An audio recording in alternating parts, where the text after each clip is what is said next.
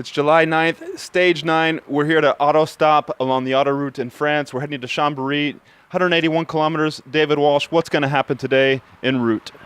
I don't know exactly what's going to happen, but I do know a lot is going to happen. It's the toughest stage by far of the Tour de France that we've at this point. I mean, there's another trek into the Alps that could be even more difficult, but today's stage is going to be decisive. Chris Froome has used the term very decisive.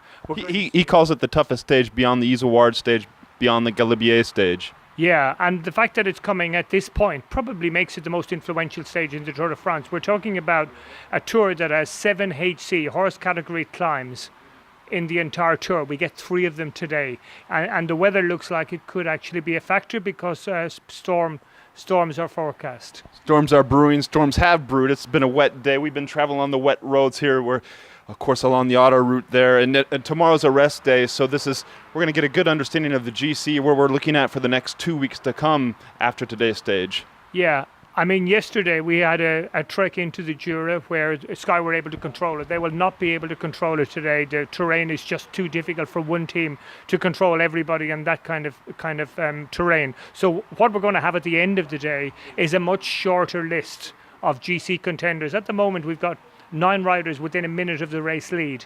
That's not going to be the situation this evening. The gaps are going to widen. The list of contenders is going to shorten, and it could be as low as 2 or 3 at the end of the day. And we saw that Mont du Chat in the Criterium du Dauphiné, where Fuglsang went away with his teammate Fabio Aru and Richie Porte and Chris Froome. It's a steep climb. Some riders say it's a climb like you see in Italy, not very long, but a high average graded, I think, around 10%, as we see in this little mini road book. So a high average gradient. And then they have the descent down into town and the long run into Chambéry, which I think around 10 kilometers or so.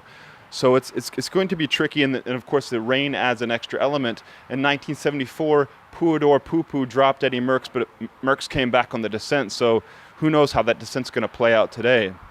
Yeah, it's going to be the stage. I think today is the day where we're going to have the race defined. In other words, Chris Froome is now in the yellow jersey. Who are the challengers? My feeling is that Fabio Aru is the chief danger to Froome as things stand now, and today I expect is going to confirm that.